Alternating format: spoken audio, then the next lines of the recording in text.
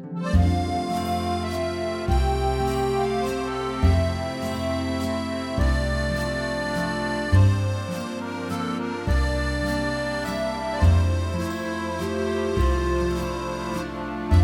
mes amis, c'est Pavel et le projet Mind de Cash. Vous êtes sur la chaîne qui est consacrée aux investissements et au trading. C'est le dimanche, et comme tous les dimanches, je suis ensemble avec vous pour parler de la bourse, des grandes tendances boursières, pour faire l'analyse de ce qui s'est passé cette semaine. Cette semaine, elle a été très compliquée.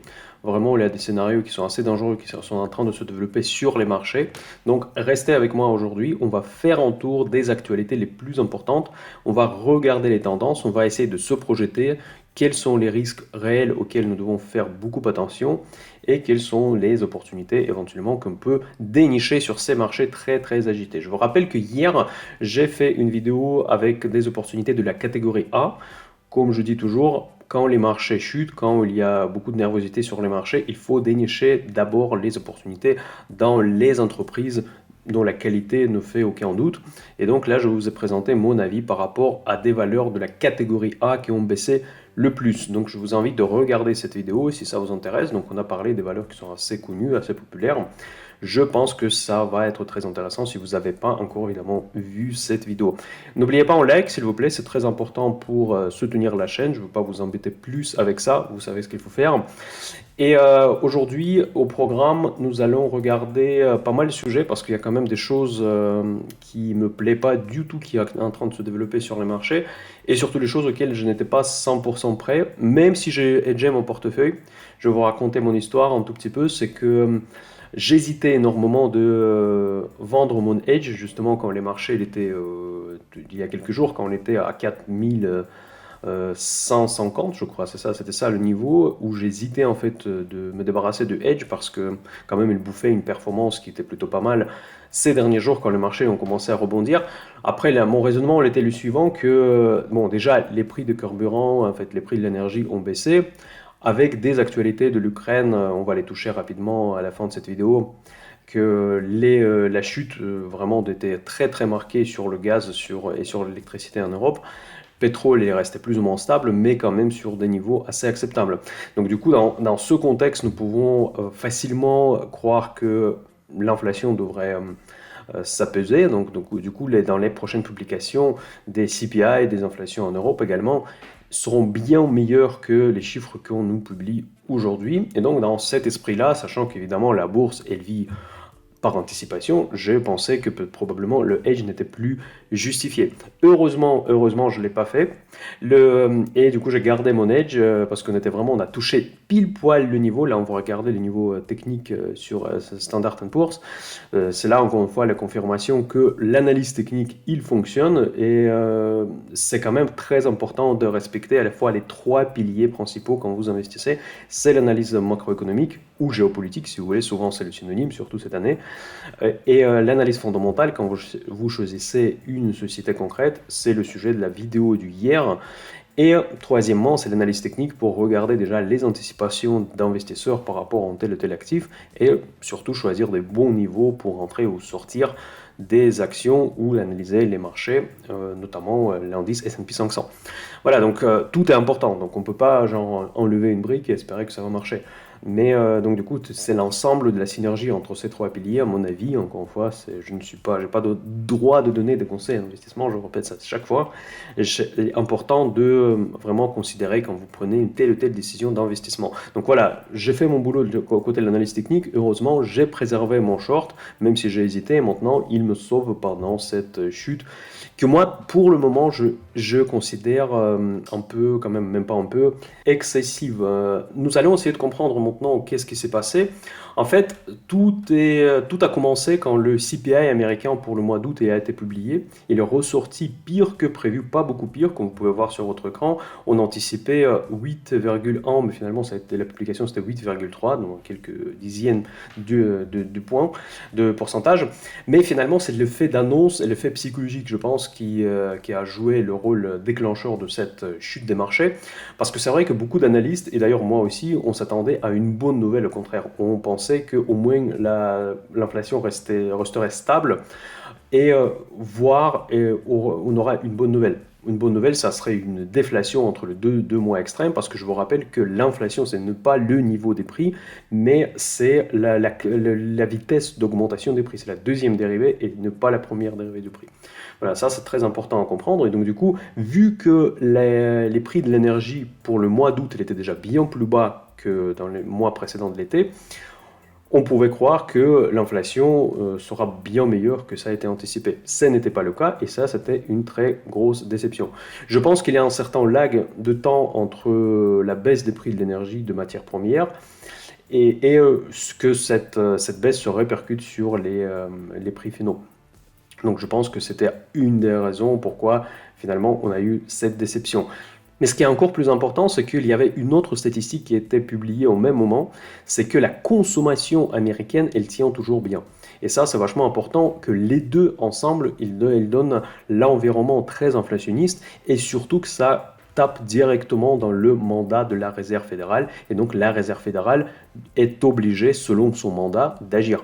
Parce que vu que la consommation, c'est le driver principal de l'économie américaine, elle augmente, elle tient bien, donc ça veut dire qu'ils ont de la marge pour monter les taux, et en plus, l'inflation, elle ressort pire que prévu.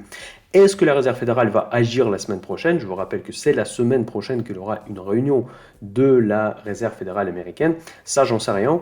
J'espère qu'ils sont assez intelligents. En tout cas, ils sont bien plus intelligents que moi. Ils savent parfaitement ce qu'il faut faire. Ils savent parfaitement quels dégâts ça peut faire sur le marché financier. J'espère qu'ils ont tous les moyens pour peser les pour et les contre pour prendre la bonne décision. À quoi marché s'attend aujourd'hui? Aujourd'hui, le consensus dominant, c'est que le taux directeur sera monté de 75 points de base. Mais après ces deux publications, on a commencé à parler sérieusement d'une montée des taux de 100% de base, soit de 1% pour le taux directeur. Le taux directeur, c'est le taux qui détermine l'environnement de taux sans risque, et en gros, c'est un paramètre du pricing pour tout un tas de produits qui sont cotés, et la plupart de ces produits sont cotés en dollars, donc forcément, c'est un des paramètres des marchés, c'est un paramètre macroéconomique, le principal probablement qu'on a dans le système financier actuel.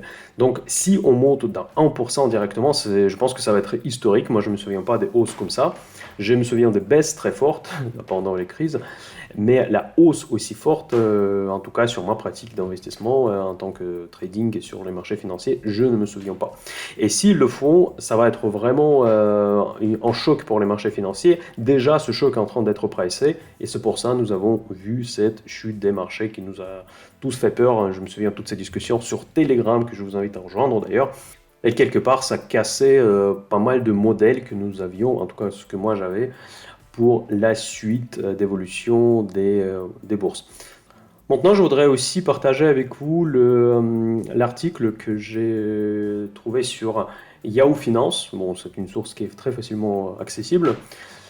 Que Ray Dalio, encore une fois, elle est très alarmiste. Je vous rappelle que Ray Dalio, il dirige le fonds le plus important au monde, s'appelle Bridgewater. C'est un très très gros hedge fund. Et il considère que l'inflation va rester nettement au-dessus de ce que les gens de la Fed souhaitaient. Les taux d'intérêt vont augmenter et les marchés baisser. Donc ça, c'est l'opinion de Ray Dalio, le fondateur de ce fonds. Après, attention, parce que à chaque fois qu'on écoute les experts, à chaque fois qu'on écoute les gourous, il faut toujours appliquer une certaine analyse personnelle, parce que souvent, il y a un certain nombre de gourous, et notamment Ray Dalio, ils sont souvent très alarmistes. Je vous rappelle aussi que Ray Dalio, il était très bullish sur les actions asiatiques, surtout l'année dernière et au début de cette année. Nous avons vu qu'est-ce que ça a donné. Donc, on peut évidemment, c'est intéressant de voir ces analyses. En fait, dans toute cette phrase, ce que moi je retiens personnellement, c'est pas que les marchés vont baisser, mais c'est surtout qu'il lui considère que l'inflation va rester plus élevée qu'attendu. Après, à voir. Donc, est-ce que les marchés vont baisser? Ça va dépendre de la réaction de la Réserve fédérale. Parce que la Réserve fédérale, comme je viens de vous dire, ils ne sont pas des dupes, en fait, et ils comprennent ce qu'ils font. Et je ne pense pas qu'ils vont vouloir écrouler les systèmes financiers et ils se retrouver dans une situation vraiment de blocage, parce qu'ils n'auront plus d'outils pour soutenir le marché, parce que l'inflation restera élevée, selon l'analyse de Monsieur Dalio. Jerome Powell et son équipe, ils comprennent parfaitement tous ces risques, certainement mieux que nous. Et je pense qu'ils vont agir en conséquence pour trouver un bon équilibre entre le système financier, entre l'accessibilité des liquidités. Je vous rappelle d'ailleurs que liquidité dans le système, il existe toujours, elle est toujours abondante, donc il n'y a pas spécialement de gros problèmes de liquidité, ça on n'entend pas souvent parler. Déjà, nous sommes dans le mode de récession, donc du coup la demande pour les fonds elle est inférieure à la normale. Je ne pense pas nécessairement que le système financier il est vraiment en péril aujourd'hui. Voilà, nous allons retourner maintenant au marché. On a vu les raisons pourquoi cette baisse a eu lieu. Donc sur la semaine ça fait peur, franchement ça fait peur quand on regarde les évolutions des cours de bourse. Sur le mois, on est à 12% sur Nasdaq de chute, presque à 10% sur S&P 500. Cette semaine seule, elle a 5,6 pour Nasdaq et 4,4 pour S&P 500. Donc c'est important, c'est quand même impressionnant. Et on va revenir sur l'analyse technique pour trouver des réponses sur nos différentes suppositions. Je vais vous rappeler que dans ma lettre mensuelle, j'ai évoqué deux scénarios. Un scénario, on va dire positif, entre guillemets, et le scénario très négatif qui fait vraiment peur. Et là, on va regarder maintenant quelles sont les probabilités que ce tel ou tel scénario se développe réellement, se concrétise sur les marchés. Là, je vais commencer par ce scénario qui est plutôt, on va dire, positif. Bon, actuellement, il n'y a pas encore de catastrophe, même si les marchés n'évoluent pas dans le sens où je les attendais d'avoir à la fin de cette semaine. Dans tous les cas, pour l'instant, il n'y a pas de feu. Mais on peut avoir du feu si on retourne vraiment dans ce canal. Parce que là, dans ce cas-là, c'est le deuxième scénario qui va plutôt se confirmer. Et pour que ce nouveau scénario se confirme, il faut qu'il y ait des arguments. Ces arguments, malheureusement, ils commencent à apparaître parce qu'il y a déjà certains risques, de nouveaux risques que les marchés commencent à pricer. Et notamment, enfin, on sera obligé de parler un tout petit peu de la géopolitique, cette fois pas de l'Ukraine, mais il y en a d'autres éléments qui maintenant rentrent dans l'équation qui était déjà très complexe cette année 2022. Aujourd'hui, pour l'instant, nous tenons le niveau. Si on tient ce niveau-là, dans ce cas-là, on peut espérer sur une reprise assez, on va dire, assez classique pour aller chercher, reprendre les niveaux des moyennes mobiles 50 jours, moyennes mobiles 200 jours. Mais pour que ce scénario se réalise, il faut que la Réserve fédérale nous rassure. Est-ce qu'elle va nous rassurer? Ça, je ne sais pas, parce qu'encore une fois, je ne fais pas, malheureusement ou heureusement, le membre fait partie du board de la Fed.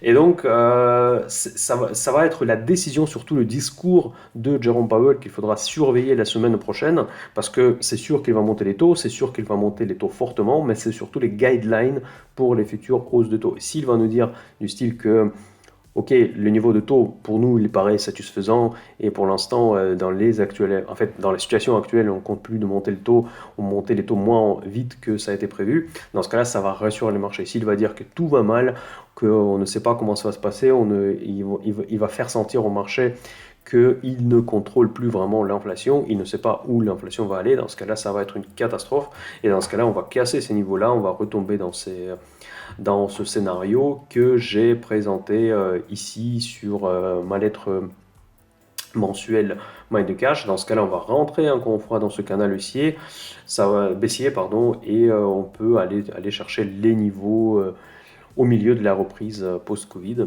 qui va être vraiment... bon, en tout cas, dans ma position actuelle, ça va être assez catastrophique. Bon, catastrophique, j'ai du hedge, en fait, sur mes positions, parce que j'ai toujours beaucoup investi. Si j'avais ce scénario comme mon scénario de base, je serais beaucoup moins investi, ça c'est clair, mais ce n'était pas jusqu'à aujourd'hui, ce n'était pas mon point de base, mon scénario de base, pardon. Et je vous rappelle mes arguments pourquoi ce n'était pas mon scénario de base, c'est parce que je ne voyais pas des raisons fondamentales pour dessiner une telle figure. Pour que cette telle figure se développe, dans ce cas-là, on devrait avoir quelque chose de dramatique, soit à côté macro, soit à côté géopolitique, soit à côté politique de la Réserve fédérale. Mais la Réserve fédérale, vu qu'elle réalise quand même que dans les prochaines publications de l'inflation, on devrait normalement avoir des bonnes nouvelles. Et après, il y a tout un tas de mesures qui ont été prises pour contrôler l'énergie pour cet hiver en Europe, la consommation de l'énergie, pour qu'on n'ait pas des outrages électriques dans les réseaux européens. Pour l'instant, sur ce point-là, on est un petit peu plus rassuré qu'avant. C'est pour ça d'ailleurs que je disais dans ma vidéo hier que je commence à chercher les bonnes opportunités sur les marchés parce que maintenant nous avons un tout petit peu plus de visibilité sur la crise énergétique. Selon moi, ça peut changer évidemment parce que on ne sait pas comment la guerre en Ukraine va évoluer, mais dans la situation actuelle, on voit déjà certains points, certains repères. On va parler de la géopolitique à part parce que je sais qu'il y a certains qui n'aiment pas ce sujet, mais il est absolument nécessaire d'être évoqué pendant les vidéos macro. Donc voilà, c'est pour ça que je pense pas, et je pense toujours pas, j'espère en tout cas, que ce scénario ne se réalisera pas. Je commence à avoir quelques doutes. La deuxième nouvelle géopolitique qui m'a fait un tout petit peu peur, l'information qui a été publiée par Reuters cette fois, que les États-Unis ils considèrent les sanctions sur la Chine pour éviter l'invasion de Taïwan. Franchement, moi, je ne comprends pas. Je ne veux pas rentrer dans la géopolitique ou de donner mon avis sur un tel ou tel mouvement politique, ou tel ou tel président, hors les cas évidents, comme Vladimir Poutine, comme certains autres leaders, entre guillemets, des pays. C'est que je ne comprends pas ce qu'ils font les Américains, comme si vous n'avez pas d'autres problèmes. Maintenant, ils vont commencer à chercher la Chine, sachant que je ne suis pas du tout pour l'invasion de Taïwan, ne m'interprétez pas incorrectement, mais je pense que ce sujet, il faut gérer diplomatiquement pour le moment. C'est ça mon point. Après, évidemment, je ne connais pas, je n'ai pas les informations comme les services de renseignement américains, mais ça ne me paraît pas une menace immédiate. En tout cas, je ne vois pas des signes on va dire, d'un conflit, d'une invasion qui se prépare. Peut-être eux, ils le voient. Avant la visite de Madame Pelosi sur l'île, il n'y avait aucune raison de s'attendre à une escalade. C'est vrai qu'on pourrait se dire que, vu que la Russie a commencé à envahir l'Ukraine, du coup ça va donner envie à la Chine de faire pareil en Taïwan, mais ça c'est très théorique, n'est-ce pas? Et en plus on voit le résultat de la Russie, ça ne donne aucun envie, encore moins, je pense. Et donc, je ne pense pas, c'est déjà cette visite de Pelosi en Taïwan, moi je trouvais vraiment un peu délirant. J'ai fait une vidéo sur la Chine et Taïwan où je vous ai présenté plus ou moins les faits, en fait, quelques données sur le conflit. Et pour moi, ça n'était pas le conflit qu'il fallait en ce moment précis commencer à chauffer, mais j'ai l'impression que c'est ce que font les Américains. Et en plus, ils annoncent ça juste avant la rencontre en Ouzbékistan entre la Chine et entre Xi Jinping et Vladimir Poutine, où ils allaient parler forcément de la géopolitique, ça c'est clair. Et il faut surtout éviter l'alliance entre la Chine et la Russie. Et finalement, ils font une chose qui est complètement contraire à cette approche. Ils commencent à menacer la Chine avec des sanctions et ce qui crée des conditions supplémentaires, conditions favorables pour qu'il y ait réellement une alliance entre la Chine et la Russie de Vladimir Poutine, qui n'était pas jusqu'au présent réellement matérialisée. Parce que la Chine, elle soutenait même pas Vladimir Poutine dans l'invasion de l'Ukraine, mais en gros, il restait relativement neutre sur ce conflit. Et déjà ça, c'était assez rare en fait dans les pays, parce qu'il n'y a pas beaucoup de pays qui restaient neutres par rapport à ce conflit. Mais la Chine, en tout cas, c'était de loin le pays le plus important qui ne critiquait pas ouvertement Vladimir Poutine, mais pas pour autant qu'il aidait à Vladimir Poutine. Poutine, il s'attendait qu'il aura l'aide et militaire et politique et au niveau d'approvisionnement de la part de la Chine, et ce n'était pas le cas, et ce n'est pas le cas jusqu'à aujourd'hui. Maintenant, je ne pense pas que la Chine va tout de suite se mettre à aider la Russie, parce que tout simplement la Russie est en train de perdre, tout simplement avoir une humiliation en Ukraine, et je ne pense pas que la Chine voudra se mettre de côté de quelqu'un qui est en train de perdre. Ce ne serait pas logique, je pense que c'est surtout ils vont en profiter pour avoir des hydrocarbures encore moins chers, parce qu'ils ont déjà des prix extrêmement faibles que Poutine leur offre juste pour leur neutralité. Mais finalement, cette décision de imposer... bon, c'est pas une décision encore, c'est juste, ils menacent des sanctions, mais la Chine ne va pas apprécier ces menaces, donc forcément, ils vont tendre la main à Vladimir Poutine, pourquoi pas. Et ça, je pense que c'est un scénario quand même assez catastrophique du point de vue de la géopolitique qui va forcément affecter les marchés.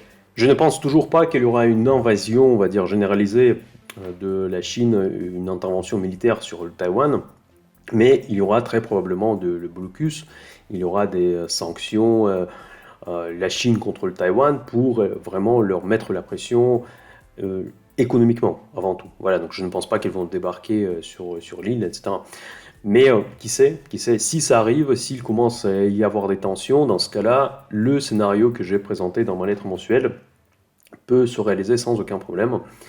Et là, on va être un peu foutu hein, avec nos investissements en bourse et ça va complètement transformer le profil de risque de ces marchés dans lesquels nous naviguons aujourd'hui, en tout cas nous essayons de naviguer. Dites-moi dans les commentaires ce que vous en pensez d'ailleurs, est-ce que la probabilité est élevée? Peut-être il y en a certains qui sont plus experts en Chine et Taïwan que moi, donc ça c'est pas difficile parce que je ne me considère pas du tout comme expert sur ce sujet. Mais dans tous les cas, voilà, c'est un sujet qui commence à apparaître sur les radars des risques géopolitiques cette fois qui vont forcément impacter les bourses. Et pour finir, le troisième risque qui ne se laisse pas oublier, c'est les problèmes immobiliers en Chine. On en a parlé déjà pas mal avant la crise ukrainienne, qui a évidemment remplacé toutes les autres crises par une crise encore plus grave, que aux États-Unis, il y a vraiment une catastrophe de point de vue immobilier. Ils ont construit énormément. Maintenant, avec toutes les mesures contre le Covid, avec tous les problèmes économiques dont ils font face aujourd'hui, maintenant les Chinois ils essayent de repayer leurs dettes le plus vite possible. Après, dans la culture chinoise, encore une fois, corrigez-moi si je me trompe, parce que je ne connais pas très très bien. J'essaie d'analyser ce qui se passe dans ce pays, mais il y a très peu de sources d'informations. Donc là, je dis avec un énorme disclaimer que je peux me tromper. En tout cas, dans la culture chinoise, c'est vraiment d'investir dans l'immobilier. Et il y a énormément d'immobilier se construit pour le locatif, pour les résidences principales. Mais pour les Chinois, culturellement, c'est très important d'être propriétaire immobilier. Et du coup, ça se voyait en fait ces dernières années, et maintenant nous sommes dans une bulle qui ressemble énormément, voire plus grande, que la bulle de 2008-2009 dans le pays qui est très comparable, voire la même taille que l'économie américaine. Donc, et maintenant, si jamais on a un dérapage sur ce niveau-là qui va coïncider certainement avec d'autres problèmes géopolitiques, macroéconomiques, on peut vivre une véritable catastrophe boursière. Donc je ne veux pas faire un peu trop d'alarmiste, mais en tout cas, les risques s'accumulent. Il y a des bonnes nouvelles sur l'Ukraine, si je ne veux pas trop en parler, parce que j'en ai parlé largement, je fais des posts suffisants, que la progression de l'armée ukrainienne, en fait, maintenant, il ne rend plus quasiment aucun doute que j'avais raison depuis le début de ce conflit, que la victoire en Ukraine pour Vladimir Poutine, ça va être une tâche très compliquée, voire impossible. Aujourd'hui, je pense que c'est quasiment devenu mainstream, ce point de vue. Je vous rappelle d'ailleurs qu'au début, j'étais largement à la marge de toutes les autres analyses. Tout le monde était convaincu que la Russie allait gagner.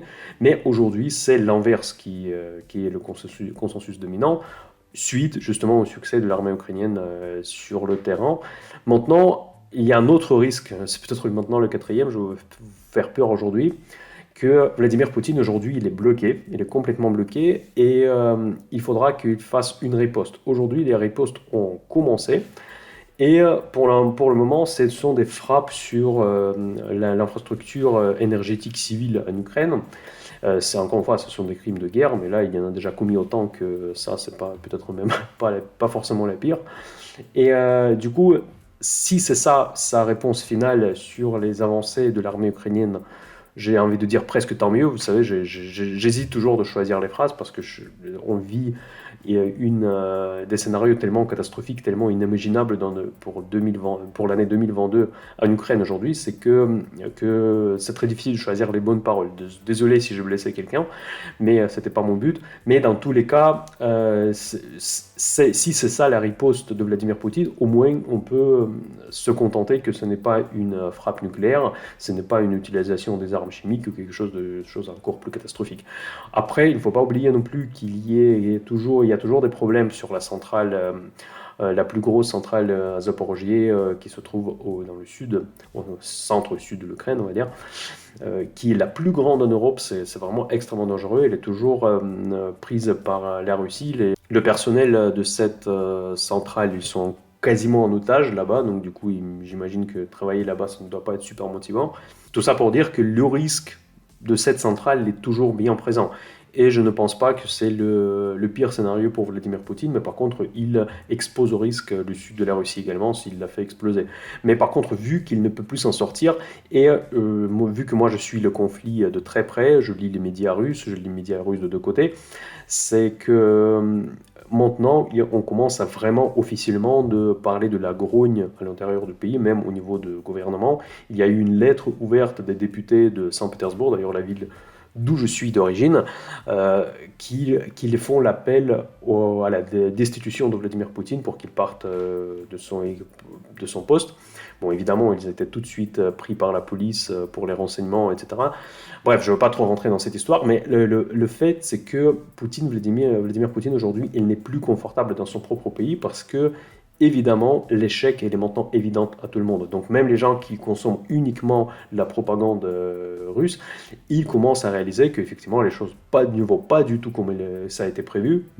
Et pourtant, la communication officielle qu'ils voient dans la propagande, c'est que tout se passe comme on a prévu, sachant qu'ils ont perdu énormément de soldats, sachant que l'Ukraine récupère le territoire. Aujourd'hui, la confiance en Vladimir Poutine, elle est fragile. Et à cette fragilité, il y aura d'autres personnes qui vont pouvoir probablement en profiter, et ça va créer une instabilité dans le système politique. Et cette instabilité, pourquoi on en parle aujourd'hui? Parce que dans ce contexte, quand on ne sent pas vraiment le peuple derrière lui, c'est qu'il aura du mal de passer aux actes vraiment très fermes. Typiquement, l'utilisation des armes nucléaires, aller encore plus loin dans l'escalade de ce conflit. Donc, s'il n'a pas de soutien du peuple, ça va être très compliqué. Donc il va s'exposer à un risque encore plus important et il faudra qu'il cherche des solutions intermédiaires et personne ne veut se mettre autour de la table avec lui. Mais dans tous les cas, pour moi, ça réduit légèrement le scénario le plus noir en fait, qu'on puisse imaginer aujourd'hui. En quelque sorte, ça peut être vu comme une bonne nouvelle, comme une certaine visibilité dans ce monde absolument chaotique cette année 2022. Donc là, je vais retourner maintenant sur notre tableau de bord. On a vu les indices, on a vu que CAC 40, d'ailleurs, elle surperforme pour l'instant les indices américains. C'est le contraire de ce que je disais d'ailleurs, parce que moi je m'attendais qu'une décorrélation entre l'Europe et les États-Unis. Voilà. Pourquoi ça s'est passé? Je ne pense pas que ce soit représentatif. C'est surtout parce que on ne s'attendait pas à une hausse des taux plus importante. Parce que maintenant, le marché essaie de pricer les taux plus élevés. Ça touche les valeurs technologiques. J'en ai déjà expliqué pourquoi. Donc en gros, parce que les taux sont utilisés pour valoriser les flux futurs de ces sociétés technologiques. Et le CAC 40, qui est beaucoup plus value, donc du coup, il subit des dégâts un peu moins importants. Donc ensuite, Euro CHF, donc on va regarder les autres paramètres de marché. Là, il descend à des niveaux vraiment, je pense, historiques. Je ne me souviens pas les cours comme ça. Donc on est encore une fois, on est en dessous de la parité euro-dollar. Ça, c'est aussi assez historique. Tout est historique aujourd'hui. Et évidemment, les taux ont remonté. On s'approche à 3,5. C'est dommage. C'est dommage, franchement, parce que les taux à 10 ans, à ces niveaux-là, ça commence, pour moi en tout cas, ça commence à être un gros problème. Ensuite, le Bitcoin. Le Bitcoin a essayé une tentative de rebond violent. Là, maintenant, il a retombé. Mais vous savez, Bitcoin était un de mes critères pourquoi j'avais une idée de vendre le short. D'ailleurs, je vous oubliais de vous le montrer, la structure de mon short. Je vais le faire juste après. Parce que Bitcoin, pour moi, elle représente un appétit pour de risques extrêmes. Parce que si vous investissez dans les cryptos, ça veut dire que vous avez déjà investi un peu partout. Et la reprise du Bitcoin, pour moi, c'était quand même aussi un indicateur que voilà, les gens veulent vraiment investir, elles veulent vraiment du risk-taking, ce qu'on appelle, et probablement les marchés vont repartir agressivement à la hausse. Donc heureusement, je ne me suis pas fait emporter par cette idée-là, et mon portefeuille pour le moment, il tient bon contre cette chute. Donc au niveau de ma protection, moi j'ai construit une stratégie optionnelle avec le spread vertical. Juste pour votre information, que je publie toutes mes positions en option dans le club Option Invest. Si vous voulez me rejoindre sur ce club, vous payez une seule fois pour l'accès à vie. Donc s'il y a une formation, il y a en gros mes différentes publications des positions que moi je prends. J'ai pris une position de spread vertical où j'ai acheté en put à 4000 S&P 500 et j'ai vendu en put à 3600. Donc grosso modo, dans cette zone entre 4000 et 3600, je suis protégé avec mon short. Donc évidemment, si vous regardez les niveaux, vous allez vite comprendre pourquoi j'ai choisi ces niveaux-là. Parce que 4000 pour moi, c'était vraiment le niveau de début de danger. Et 3006 pour moi, c'est le niveau de la fin de danger. Et j'ai pris cette protection dans le contexte de ce modèle qui, moi, je trouve la plus probable. Et ça, c'était mon modèle de base, comme j'ai dit dans ma publication de la lettre mensuelle, que c'est sur ce modèle que je continue à me baser pour l'évolution des marchés à l'avenir, et je ne m'attendais pas les marchés plus bas que 3600. Donc après, évidemment, si le Taïwan, si on va commencer à des risques comme ça, je devrais changer mon avis, je devrais reconnaître une erreur. J'aime pas appeler ça une erreur parce que, vous savez, pour le trading, je vais vous raconter mon histoire d'ailleurs sur Beyond Meat. Il est très important à comprendre que le but, ce n'est pas avoir raison. Le but, c'est d'être cohérent par rapport à la situation actuelle sur les marchés. Donc si le marché change, si la direction du marché change, quelle que soit la raison, même si la raison que vous n'avez peut-être pas encore pu comprendre, il faut changer votre stratégie. Il ne faut pas hésiter de changer votre stratégie. Ça ne va pas forcément dire que vous reconnaissez votre erreur, parce que votre erreur, c'est une perte que vous concrétisez. En fait, si vous concrétisez le changement de la stratégie, vous renoncez à votre avis, peut-être il y a encore 2 jours. Pour le trading, ce n'est pas un problème. Ça peut être paradoxal, et je pense que cet effet psychologique fait que très peu de gens réussissent dans le trading. Parce que la nature humaine est faite de telle manière que nous voulons avoir raison. Ça fait une des parties de base de notre psychologie. Et pour le bon trader ne doit pas être comme ça. Il doit reconnaître vite ses erreurs et dire, ah, tiens, le marché a changé de direction, c'est-à-dire que j'avais tort, tant pis, je m'en fous, je sors. Voilà, c'est ça le principe, c'est ça la façon de réfléchir. Et il ne faut pas se poser des questions. Ah tiens, mais non, je vais attendre encore un petit peu, peut-être ça va repartir, etc., etc. Voilà, et voilà, et c'est ce qui s'est passé par exemple sur l'action Beyond Meat, pour moi, sur laquelle d'ailleurs j'ai publié aussi cette position dans le Option Invest. Et vous savez, tous mes projets, Option Invest, Mind the Cash Premium, et tous les projets que je fais, que je vous présente au sein de mon projet, le but, c'est de ne pas me répliquer ce que je fais. Moi, je fais des erreurs aussi, j'ai mon profil de risque, j'ai mon portefeuille qui est structuré d'une telle ou telle manière, j'ai mon patrimoine qui a un tel ou tel niveau, et vous pouvez être beaucoup plus riche que moi, vous pouvez être beaucoup plus pauvre que moi, peu importe. L'idée, c'est que vous voyez comment je fais les trades, comment je réfléchis. Par exemple, sur Beyond Meat, j'ai ouvert une position du trading dans le cadre de la stratégie short squeeze. J'ai d'ailleurs lancé cette semaine le screener short squeeze sur l'abonnement Mind the Cash Premium, où je présente tous les mois les actions qui se trouvent dans la situation technique qui est propice pour que ce phénomène se reproduise. Et encore une fois, et d'ailleurs je fais beaucoup d'annonces aujourd'hui, que maintenant il y a une nouvelle rubrique sur le site mindthecash.fr, elle est gratuite, et ça s'appelle la librairie, où je publie les articles sur les différents sujets. Principalement, je le fais pour faire la référence dans mes différentes publications. Typiquement, quand je fais le screener short squeeze, j'ai publié un article qui explique qu'est-ce que c'est le short squeeze en fait.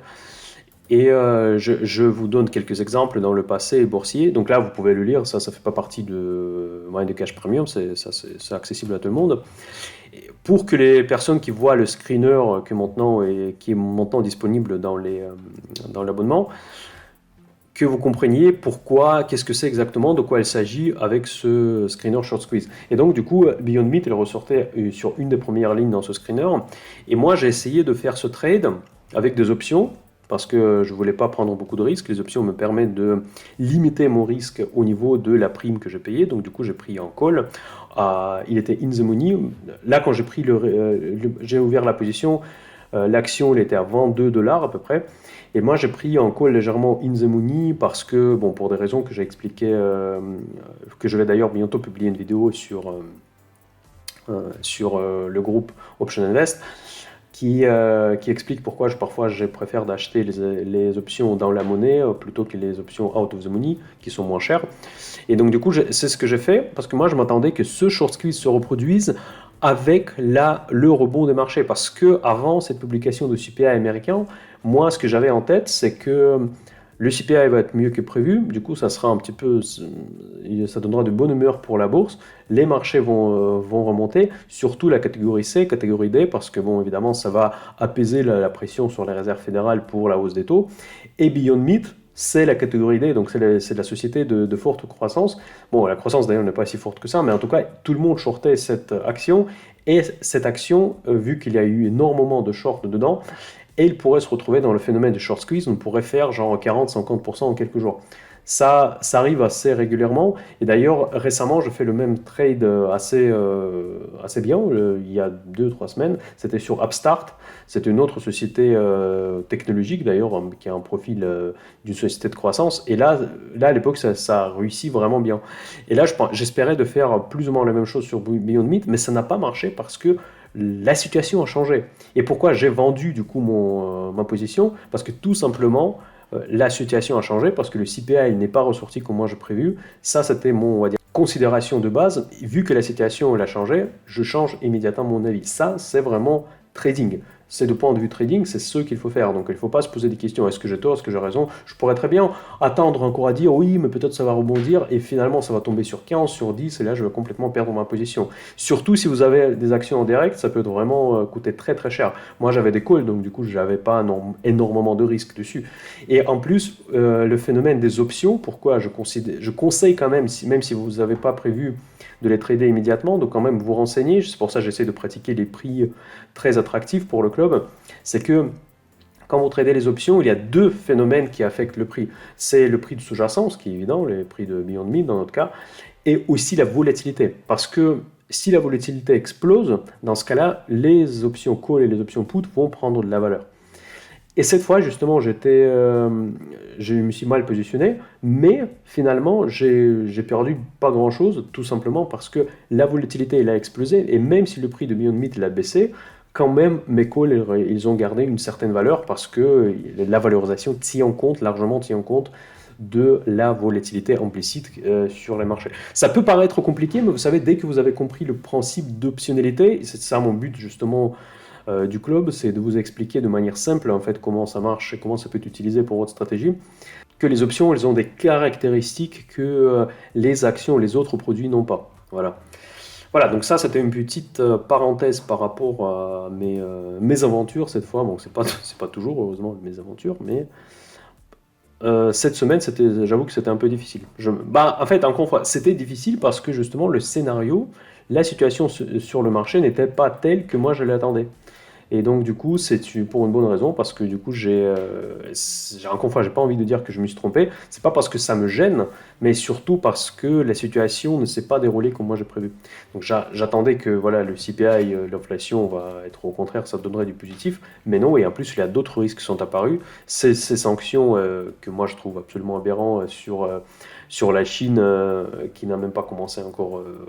Bon, je ne dis pas qu'il faut attendre qu'il commence l'invasion, mais quand même, je pense que c'est pas ça qu'il nous faut en ce moment-là. Ça, c'est clairement ça, quoi. Parce que là, si jamais maintenant ils vont faire une deuxième guerre en Taïwan, on pourra plus tenir, quoi. Franchement, et en plus, Taïwan, c'est une économie vachement importante, surtout pour les semi-conducteurs. Donc, semi-conducteurs, ça veut dire toutes les voitures électriques, toutes les metaverses, tout ça, ça s'est foutu. Et là, je ne sais pas. Donc, je ne sais pas. C'est un peu quand même frustrant tout ce qui se passe. J'espère que les Américains, ils savent ce qu'ils font et que ça vaut vraiment le coup de faire ce genre de choses.